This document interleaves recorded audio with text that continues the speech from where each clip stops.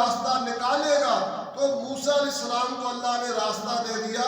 گزارش کرنے کا مقصد یہ ہے کہ پیغمبروں کو اللہ ایسی ایسی نشانیاں، ایسی ایسی علامات، ایسے ایسے مشاہدات اور عین الیقین کا علم اللہ تعالیٰ نبیوں کو دکھلا دیتا ہے۔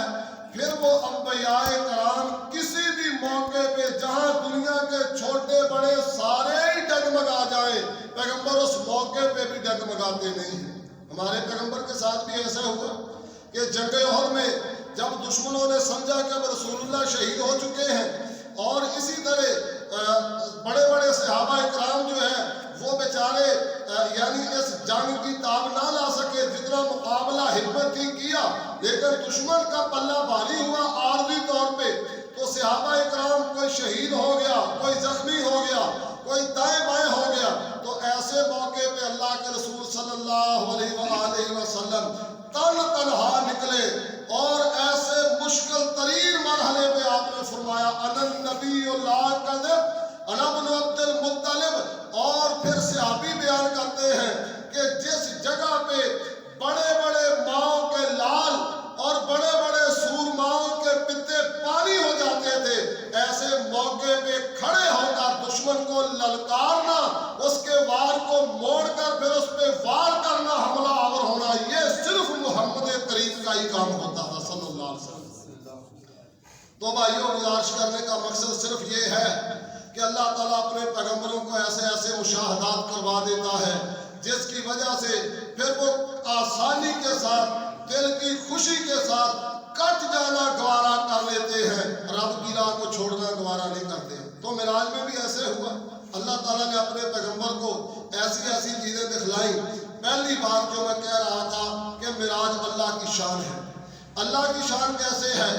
دنیا والوں کو کائنات کے رب نے اپنی طاقتیں دکھلائی ہیں، اپنی قوتیں دکھلائی ہیں، اور اپنی پاور منوائی ہے کائنات کے رب نے کہ دنیا والوں، اے اہل عرب، اے قریش، اے مکہ والوں، اور بڑے بڑے نواب، چودھری، وڈیرے، جو تم اللہ کے نبی صلی اللہ علیہ وسلم کے قتل کے منصوبے کرتے، آپ کے نام کو مٹانے کی تیاریاں کرتے، آپ کے پیغام کو ختم کرنے کے منصوبے کرتے، اور تم یہ سمجھتے کہ یہ دنیا سے مٹ جائیں گے، ان کا نام باقی نہیں رہے گا۔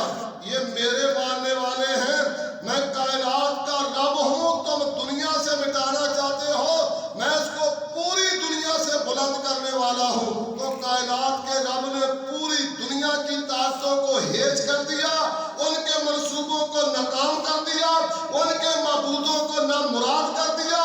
تو کائنات کے رب نے اپنے نبی کو ساری کائنات سے، مخلوقات سے اونچا فرمایا، اللہ سے کم باقی سب سے زیادہ اونچے، اللہ سے نیچے باقی سب سے زیادہ اوپر اللہ لے گیا محمد رسول اللہ صلی اللہ علیہ وسلم۔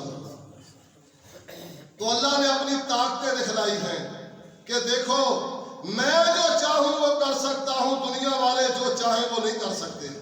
دنیا والے کسی ایک کو مٹانا چاہے، میں اسے چمکانا چاہوں، دنیا والے کسی کو ختم کرنا چاہے، میں اس کو بلند کرنا چاہوں، تو دنیا والے ختم نہیں کر سکتے، میں اس کو بلند کرنے کے اوپر قادر ہوں۔ اور پھر میرے بھائیوں، اس معراج میں ایک اور بہت بڑا سبق ہے، اور وہ یہ ہے کہ حضرات ذی وقار، اللہ سے جتنا زیادہ تعلق مضبوط ہوگا اللہ اتنی حفاظتیں فرمائے گا، اللہ سے جتنا زیادہ واسطہ اور تعلق مضبوط ہوگا اللہ اتنا شان عطا فرمائے گا۔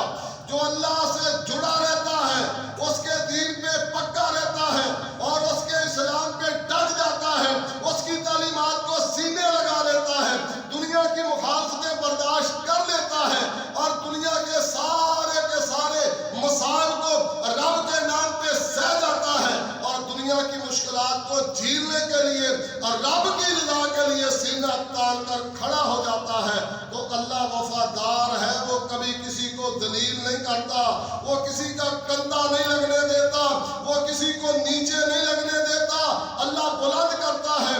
اسی لیے ہم کہتے ہیں کہ پیوستہ رہ شجر سے امید بہار رکھ۔ جن لوگوں نے اللہ کے سچے دین کا راستہ چھوڑا ہے وہ کل بھی ذلیل ہوئے تھے، وہ آج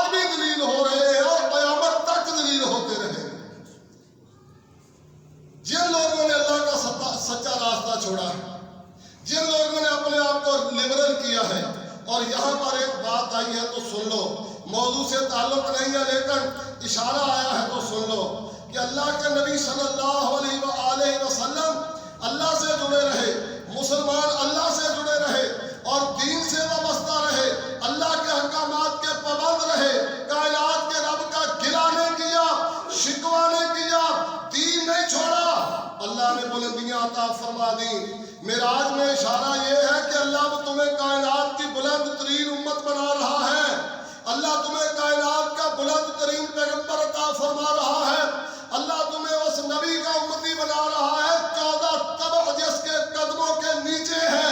یہ اشارہ تھا وَأَنْتُمُ الْعَالَوْنَ إِن كُنتُم مُؤْمِنِينَ، تم بھی اگر اس نبی پہ اسی طرح ایمان لاؤ گے جس طرح صحابہ ایمان لائے تھے، مکہ کے اندر جو مہاجرین تھے وہ ایمان لائے تھے، جو ہجرت کر کے مدینہ چلے گئے اور مدینہ کے انصار ایمان لائے تھے، اگر تم بھی اسی طرح ایمان لاؤ گے جس طرح وہ ایمان لائے تھے تو اللہ نے ان کو بلندیاں عطا فرمائی ہیں، قیامت تک اللہ تمہیں بھی بلندیوں سے سرفراز فرمائے گا۔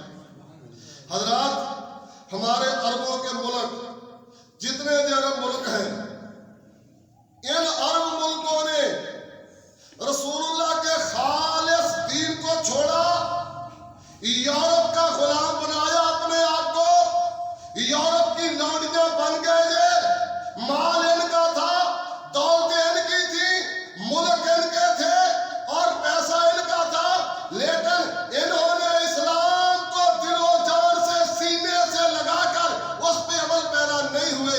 اس کا نتیجہ یہ ہے کہ آج ان کی کوئی حیثیت نہیں۔ آج بکری بھیڑ، حتیٰ کہ جنگل کے کسی درندے، حتیٰ کہ چڑیا گھر کے کسی جانور کی تو زیادہ اہمیت ہو سکتی ہے، عربوں کی یورپ کے ہاں کوئی اہمیت نہیں۔ وہ سمجھتے ہیں ہماری بھیڑ بکریاں ہیں، ان کو جینے کا حق حاصل نہیں ہے۔ تو میرے بھائیوں، اللہ نے ہمیں پیغمبر عطا فرمایا تھا معراج والا، اشارہ ہمیں دیا تھا کہ تمہارے نبی کو ساری دنیا سے اونچا کر رہا ہوں، دیکھنا اس کو جو دین دیا ہے وہ دین بھی سارے دینوں سے اونچا ہے، اس کو جو امت دی ہے وہ امت بھی ساری امتوں سے اونچی ہے۔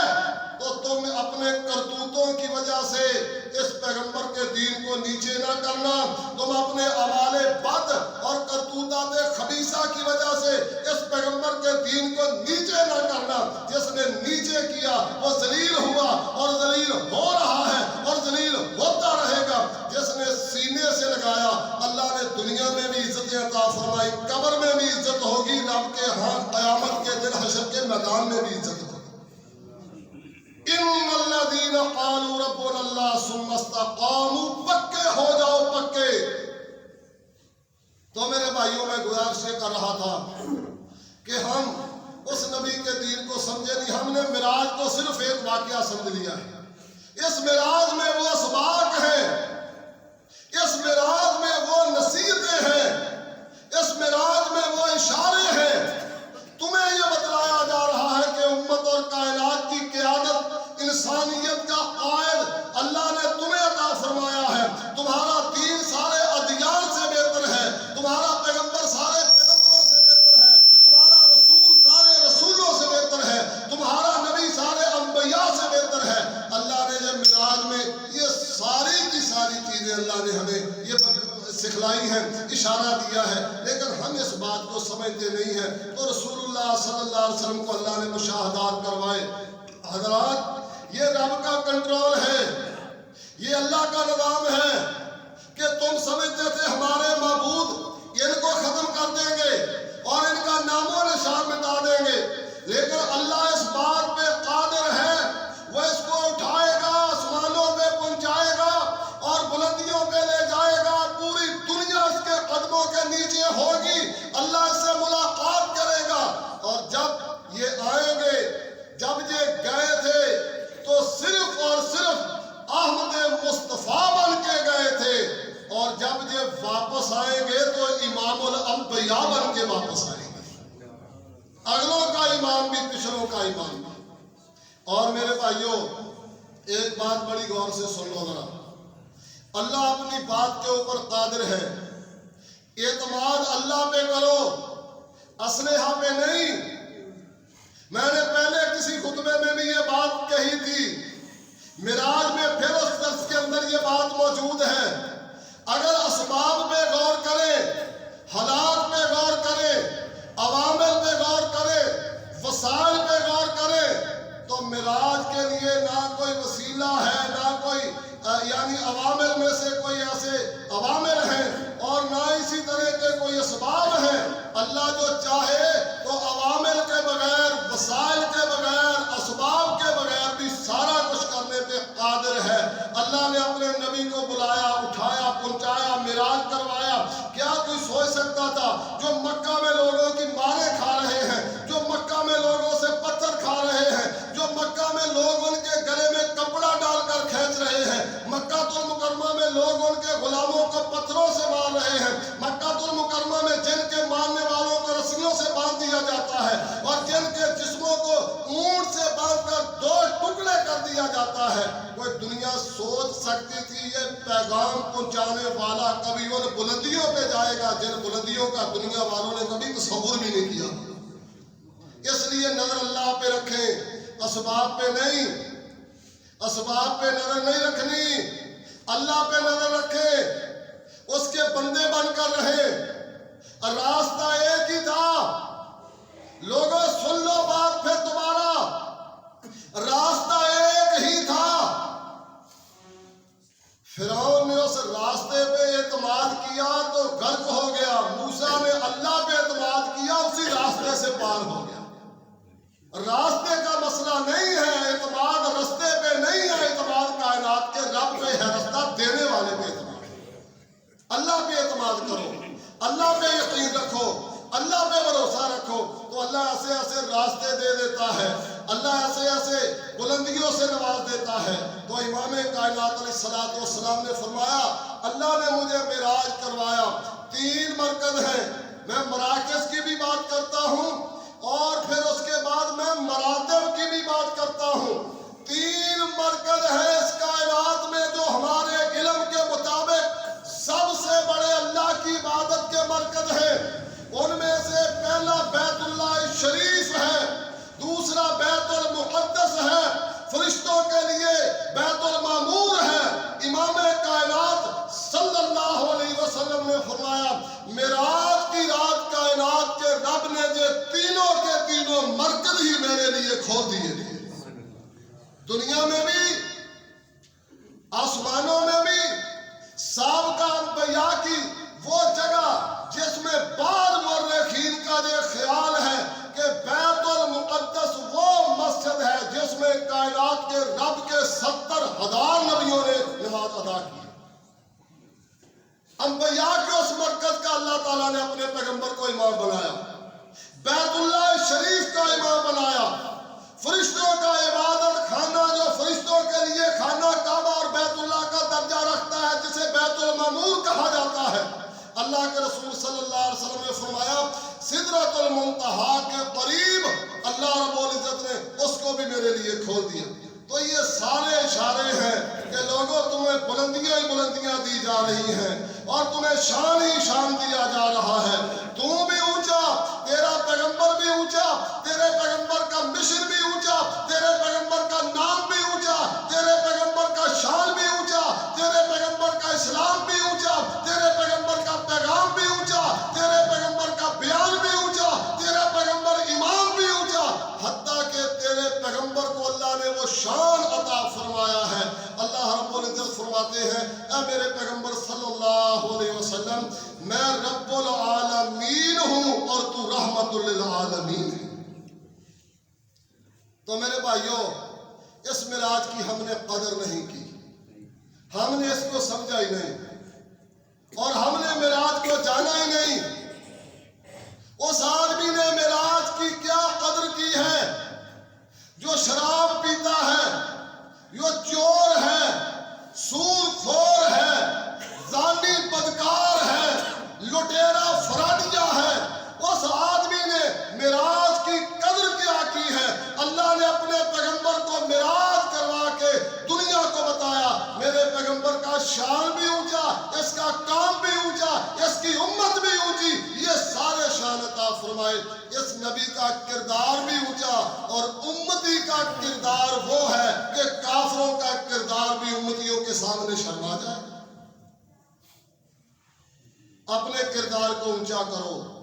اللہ نے تمہیں بلندیوں سے نوازا ہے اور یہ بلندیاں اللہ کی اطاعت میں ہیں اور یہ بلندیاں اللہ کی فرما برداری میں ہیں۔ یہ بلندیاں تعلق باللہ کے اندر ہیں۔ اللہ کے ساتھ تعلق مضبوط ہو، ہوائیں بھی سازگار ہو جاتی ہیں، فضائیں بھی ہمنوا ہو جاتی ہیں۔ اللہ شان عطا فرماتا ہے۔ تمہیں تو اللہ نے وہ دین دیا اتنا بلند۔ میں نے پچھلے ہفتے میں ایک ہندو لڑکی کی تقریر سنی، میں حیران ہو گیا ہوں۔ سلام کروڑوں سلام نبی کائنات صلی اللہ علیہ وسلم کی ذات اقدس پر ایک بہت بڑے ہال کو سجایا گیا اور اس میں باقاعدہ ٹکٹ رکھا گیا کہ جو آدمی اس میں داخل ہوگا اتنا ٹکٹ دے گا، اتنے پیسے دے گا، اور جناب اس میں اہتمام کیا گیا ساؤنڈ سسٹم کا اور پوری محفل لگائی گئی۔ ہزاروں کی تعداد میں لوگ سننے کے لیے آئے۔ لڑکی نے پیغام کیا دیا؟ پیغام یہ تھا، اس میں معراج کا اشارہ بھی دوں گا ذرا، اور ایک بات جو اصل میں عرض کرنا چاہوں گا۔ لڑکی نے پیغام کیا دیا؟ پیغام یہ تھا کہ اپنے آپ کو نیچا کرو اور اپنے آپ کو جھکا لو۔ جو پہاڑ پہ چڑھتا ہے اس کو تھوڑا جھکنا پڑتا ہے آگے کی طرف، اکڑ کر پہاڑ پہ چڑھے گا تو چڑھ نہیں سکے گا، اور جب کوئی بلندی سے نیچے پہاڑ سے نیچے اترتا ہے تو تھوڑا اس طرح اکڑ کر اترتا ہے، جھک کر اترے گا تو گر جائے گا، اس کو اکڑنا پڑتا ہے۔ اور پھر اس لڑکی نے کہا کہ بلندیوں پہ چڑھنے کے لیے جس کو دیکھو کہ یہ وہ جھک رہا ہے، عاجزی کر رہا ہے، سمجھو بلندی کی طرف جا رہا ہے، اور جس کو دیکھو کہ وہ جناب وہ اکڑ رہا ہے تو نیچے جا رہا ہے، اور اس کو نیچے کی طرف نشیب کی طرف جا رہا ہے، پستی کی طرف جا رہا ہے۔ اس نے یہ بات کہی اور پھر اس نے پتہ نہیں اپنی زبان میں کوئی اس نے شعر کہا۔ اس نے کہا یہ جو یعنی اکڑنا ہے، یہ جھکنا یہ تو زندہ کی پہچان ہے اور اکڑنا تو مردے کی پہچان ہے۔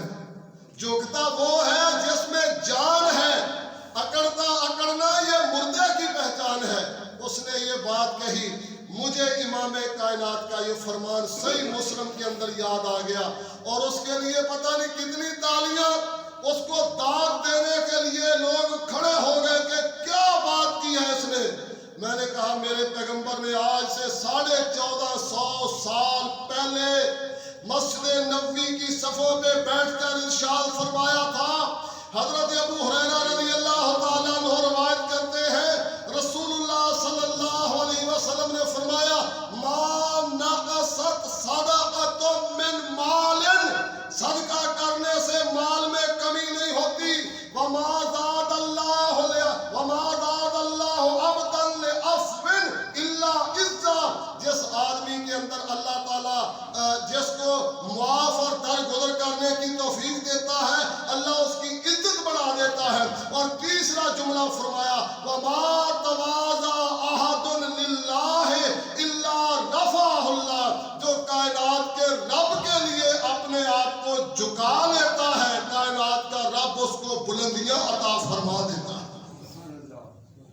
دنیا والے آج ان لفظوں پہ اتنی داد حاصل کر رہے ہیں، میرے پیغمبر نے، تیرے نبی نے یہ ساری باتیں آج سے 1400 سال پہلے بیان فرما دی۔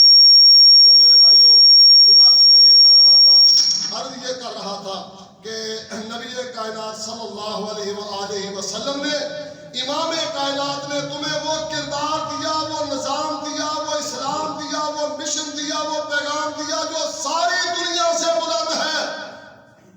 اس لیے میرے بھائیوں، میرے دوستوں، میرے عزیزوں، پیغمبر کے معراج کو سمجھو۔ نبی کائنات صلی اللہ علیہ وآلہ وسلم نے فرمایا، اپنی بات کو سمیٹتا ہوں، امام کائنات علیہ الصلوۃ والسلام نے فرمایا کہ اللہ رب العزت نے مجھے معراج کروایا، اللہ نے مراکز کا امام بھی رسول اللہ کو بنایا، پیغمبروں کا قائد بھی رسول اللہ کو بنایا۔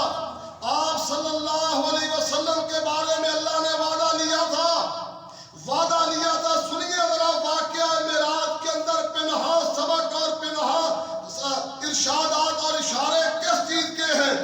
آپ نے فرمایا، اللہ نے وعدہ لیا تھا عالم ارواح میں وَإِذَا أَخَذَ اللَّهُ مِيثَاقَ النَّبِيِّينَ لَمَا آتَيْتُكُم مِّن كِتَابٍ وَحِكْمَةٍ ثُمَّ جَاءَكُمْ رَسُولٌ۔ اللہ فرماتے ہیں میں نے انبیاء سے وعدہ لیا تھا کہ اے میرے پیغمبروں میں تمہیں دنیا میں میرے انبیاء کی جماعت بھیجوں گا، اپنے اپنے وقت پہ اپنے اپنے علاقے میں جاؤ گے تم، لیکن اگر تمہاری موجودگی میں تمہارا سکہ چل رہا ہو، تمہاری کتاب پڑھی جا رہی ہو، تمہارا نظام رواں دواں ہو، تم دنیا میں موجود ہو، ثم جاءکم رسول، پھر تمہارے پاس ایک پیغمبر آ جائے، رسول آ جائے، آنے والا آ جائے، کوئی بھی رسول جتنے 1,24,000 انبیاء گزرے ہیں عمومی طور پہ اور خصوصی طور پہ تم میں سے کسی کے زمانے میں احمد مجتبیٰ آ جائے، محمد مصطفیٰ آ جائے صلی اللہ علیہ وسلم، تو کیا سلوک کرو گے؟ انہوں نے کہا اللہ ہم کیا کریں؟ فرمایا لا تؤمنن بہ ولا تنصرن، پھر تم اس نبی پہ ایمان لانا، اس کی مدد کرنا، اس کا ساتھ نبھانا، اس کے ساتھ رہنا۔ انبیاء سے اللہ نے وعدہ لیا، اب اللہ تعالیٰ نے اس کو پورا کیسے فرمایا؟ اللہ تعالیٰ نے کس طرح اس کو عملی شکل پہنائی؟ معراج کی رات رسول اللہ صلی اللہ علیہ وسلم نے فرمایا جب جبریل امین مجھے لے گئے اور جبریل امین نے مجھے لے جا کر بیت المقدس کے قریب کھڑا کیا تو وہاں پر میں نے دیکھا بڑے نورانی چہرے، بیت المقدس بھرا ہوا ہے اور جگمگ جگمگ کا عالم ہے، نورانیت ہے جیسے جنت کا ماحول ہوتا ہے، چہرے اتنے خوبصورت ہیں اور اس قدر سکون ہے اور اس قدر رونق اور اس قدر روحانیت کا عالم ہے۔ تو کیا دیکھا؟ میں نے جبریل امین سے پوچھا یہ ہستیاں یہ کون ہیں، یہ شخصیات کون ہیں، یہ لوگ کون ہیں؟ تو جبریل امین نے مجھے بتایا اللہ کے نبی آپ سے پہلے جتنے پیغمبر ہو گزرے یہ سارے پیغمبر یہاں جمع ہیں۔ کیوں جمع ہیں؟ انہوں نے نماز پڑھنی ہے۔ تو پڑھتے کیوں نہیں؟ جبریل امین نے کہا ان کو امام کا انتظار ہے، جماعت کے ساتھ نماز پڑھنی ہے۔ تو جبریل امین سے اللہ کے رسول نے فرمایا کب امام آئے گا، کون امام آئے گا؟ تو نبی کائنات صلی اللہ علیہ وسلم نے جبریل امین کے جب آپ نے جبریل امین سے یہ سوال کیا تو جبریل امین اللہ کے رسول کو یہ جواب دیتے ہیں اے اللہ کے نبی صلی اللہ علیہ وسلم یہ جہاں پہنچے ہوئے ہیں اور میں اپنے اللہ کے حکم سے مکہ المکرمہ سے ان کا امام لینے کے لیے گیا ہوا، آپ ان کے امام ہیں، آپ ان کو نماز پڑھائیں گے۔ حالانکہ لوگوں یہاں ایک عقیدے کا مسئلہ سمجھ لو، دنیا سے جانے کے بعد فوت ہونے کے بعد کسی پر کسی بھی قسم کی کوئی عبادت عائد نہیں ہوتی، مرنے کے بعد کوئی نماز نہیں، کوئی روزہ نہیں، لیکن اللہ نے کیوں بلایا انبیاء؟ صرف دنیا والوں کو بتانا یہ تھا کہ جس کو میں نے آخری پیغمبر بنایا ہے یہ صرف آنے والوں کا ہی امام نہیں، یہ جانے والوں کا بھی امام ہے، یہ صرف آنے والوں کا امام نہیں قیامت تک، یہ آدم سے لے کر عیسیٰ تک جو جا چکے ہیں ان کا بھی امام ہے۔ اور پھر نبیوں کو کیوں بلایا، ان کی امتوں کو کیوں نہیں بلایا؟ اس لیے نہیں بلایا کہ امام جس کی بیعت کرتا ہے، امام جس کے پیچھے نماز پڑھتا ہے، پیغمبر جس کی اقتدا کرتا ہے، اس پیغمبر کے پیچھے اس کی امت تو اس نبی کی اقتدا میں آئی جائے گی۔ تو اس لیے میرے بھائیوں اللہ تعالیٰ نے اپنے پیغمبر کو یہ بلندیاں عطا فرمائی، یہ شان عطا فرمایا ہے کہ جانے والوں کا بھی امام۔ پھر رسول اللہ صلی اللہ علیہ وسلم نے فرمایا، اب میں آخری بات گزارش کرتا ہوں جو اب 5-10 منٹ کے اندر اللہ کے رسول فرماتے ہیں میں پھر آسمانوں پہ گیا، پہلے آسمان پہ ملاقات ہوئی جناب سیدنا آدم علیہ السلام کے ساتھ، انہوں نے مجھے سلام بھی کہا، مرحبا بھی کہا، اور اس کے ساتھ انہوں نے میری نبوت کا اقرار بھی کیا۔ دوسرے آسمان پہ بھی ایسے ہی انبیاء نے اقرار کیا، تیسرے آسمان پہ بھی، چوتھے آسمان پہ بھی، 7 آسمانوں پہ انہوں نے اپنی زبان سے اقرار کیا۔ اللہ نے وہ پریکٹیکل کروایا ہے، 2 رکعتیں پڑھا کر امام الانبیاء کے پیچھے لوگوں کو بتلایا ہے کہ سارے نبی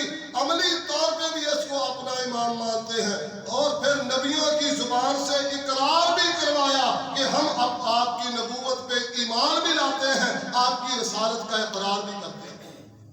یہ شان اللہ نے اپنے پیغمبر کو عطا فرمایا۔ میں نے عرض کیا تھا بھائیو، آپ نے فرمایا میں عیسیٰ علیہ السلام کے پاس سے گزرا۔ امام ابن قیم نے یہاں ایک بڑی عجیب بات لکھی ہے۔ امام ابن قیم فرماتے ہیں رسول اللہ نے فرمایا میں حضرت عیسیٰ علیہ السلام کے پاس سے گزرا تو حضرت موسیٰ علیہ السلام کے پاس سے گزرا تو موسیٰ علیہ السلام نے مجھے سلام بھی کیا، مرحبا بھی کہا اور میری نبوت کا اقرار بھی کیا، اور جب میں آگے چلا گیا تو موسیٰ علیہ السلام رونے لگ گئے۔ پوچھنے والے نے پوچھا آپ کیوں روئے؟ کہا اس لیے رویا ہوں کہ یہ پیغمبر آئے سب کے بعد ہیں، ہمارے بعد آئے ہیں، لیکن جنت میں ان کی امت سب سے زیادہ تعداد میں داخل ہوگی۔ اللہ نے کتنی شان عطا فرمائی اس امت کو نبی کے ذریعے سے، پیغمبر کے ذریعے سے، اور کتنی امت داخل ہوگی۔ ایک حدیث میں آتا ہے نبی کائنات صلی اللہ علیہ وسلم نے فرمایا جنت کی 100 صفیں ہوں تو اے میری امت کے لوگوں، کیا تم اس بات پہ راضی نہیں کہ کائنات کا رب ان جنت کی 100 صفوں میں سے 80 صفیں صرف میری اکیلی امت کو عطا فرمائے؟ تو معراج نہیں ہے، یہ تمہاری بلندی کا نشان ہے لوگوں۔ یہ معراج صرف ایک واقعہ نہیں ہے، یہ تمہاری عزت اور تمہاری بلندی اور شان ہے۔ ہمارے پیغمبر کو اللہ نے وہ مقام عطا فرمایا ہے، وہ عزت عطا فرمائی ہے۔ اور ایک حدیث پاک میں آتا ہے نبی صلی اللہ علیہ وسلم نے فرمایا اللہ نے یہودیوں کو جمعے کا دن دیا، انہوں نے اس کی قدر نہ پہچانی، اور عیسائیوں کو یہ دن دیا، انہوں نے اس کی قدر نہ پہچانی۔ پھر اللہ نے ایک جمعے کا دن ہمیں عطا فرمایا۔ صحیح حدیث میں آیا ہے کہ جمعے کا دن اللہ نے ہمیں عطا فرمایا، تو اللہ نے جمعے کا دن ہمیں عطا فرما کے ہفتے کا دن یہودیوں کو دے دیا، اتوار کا دن عیسائیوں کو دے دیا۔ اللہ نے دنیا میں بھی ہمیں ان سے آگے کر دیا، اور قیامت کے دن جس دن جنت کا فیصلہ ہوگا اس دن بھی کائنات کا رب ہمیں ان سب سے آگے جنت میں لے کے جائے گا۔ ہندوستان میں ایک مناظرہ تھا، ہندوستان میں عیسائی بھی رہتے تھے، ہندو، یہودی، سکھ، سارے مذاہب تھے، اور بڑے زبردست مناظرے ہوتے تھے ہندوستان میں۔ تو ایک عالم کے سامنے کسی آدمی نے سوال کیا، ہندو بھی تھے، سکھ بھی، یہودی بھی تھے، عیسائی بھی تھے اور مسلمان بھی۔ اس نے کہا یہ جنت میں یہودی جائے گا، عیسائی جائے گا، مسلمان جائے گا؟ عیسائی نے جواب دیا جنت میں صرف ہم جائیں گے، یہ دو گروہ نہیں جائیں گے۔ یہودی نے جواب دیا نہیں، ہم جنت میں جائیں گے، یہ مسلمان اور عیسائی نہیں جائیں گے۔ مسلمان کی باری آئی تو مسلمان عالم نے یہ جواب دیا کہ جنت میں کوئی بھی جائے ہم تو جائیں گے ہی جائیں گے۔ یہودی جنت میں جائیں گے عزیر علیہ السلام پہ ایمان لا کر، تو ہم بھی عزیر کو اللہ کا نبی مانتے ہیں، ہم بھی جنت میں جائیں گے۔ عیسائی جائیں گے اگر عیسیٰ علیہ السلام پہ ایمان لا کر جنت میں، تو ہم بھی جنت میں جائیں گے، ہم عیسیٰ علیہ السلام کو اللہ کا نبی، اللہ کا بندہ مانتے ہیں، تو ہمارا ایمان ہے۔ لیکن اگر ہم جنت میں گئے اور یقیناً جائیں گے تو ان میں سے کوئی نہیں جائے گا، اس لیے کہ ہم تو عیسیٰ کو بھی اللہ کا نبی مانتے ہیں، عیسیٰ کے نام پہ فیصلہ ہوا تب بھی ہم جنتی، ہم عزیر کو اللہ کا نبی مانتے ہیں، عزیر کے نام پہ فیصلہ ہوا تب بھی ہم جنتی، ہمارا ان پہ ایمان ہے، اور ہم محمد الرسول اللہ کو اللہ کا آخری نبی مانتے ہیں، ان کے نام پہ فیصلہ ہوگا ہم پھر بھی جنتی۔ لیکن یہ نہیں جا سکیں گے اس لیے کہ ہمارا تو ان کے نبیوں پہ ایمان ہے، ان کا ہمارے نبی پہ ایمان نہیں ہے، اس لیے ہم جائیں گے جنت میں۔ تو اللہ نے شان عطا فرمایا اس امت کو۔ تو رسول اللہ صلی اللہ علیہ وسلم نے فرمایا، گزارش یہ کر رہا تھا کہ آپ نے فرمایا میں نے جنت بھی دیکھی، جہنم بھی دیکھی، بہت آسمانوں کی سیر کی، سدرۃ المنتہا تک پہنچے۔ اللہ کے رسول صلی اللہ علیہ وسلم فرماتے ہیں، آپ نے فرمایا میں نے 4 قسم کے لوگوں کو دیکھا۔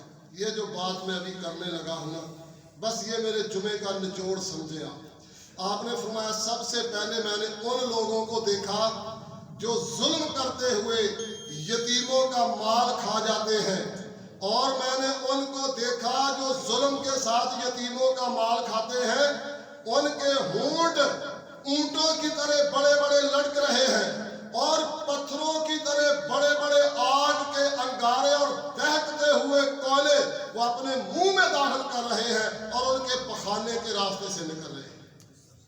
یہ یتیموں کا مال کھانے والے۔ کئی مرتبہ یہ تیجا، ساتواں، 40واں اس کے اعلان پہ آپ غور کر لیں کہ یتیموں کا مال کھا کر اصالِ ثواب ہو رہا ہے یا وہ دوسرا معاملہ ہو رہا ہے۔ دوسرا آپ نے فرمایا میں نے سود خور دیکھے، اتنے بڑے بڑے پیٹ ان کے کہ وہ ہل نہیں سکتے اپنی جگہ سے۔ فرعون اور فرعون کے لشکر کو جب صبح و شام جہنم دکھلانے کے لیے آگ پہ پیش کرنے کے لیے لایا جاتا ہے تو فرعون کا سارا لشکر ان کو مسلتا ہوا گزرتا ہے۔ ان میں اتنی بھی ہمت نہیں ہے ان کے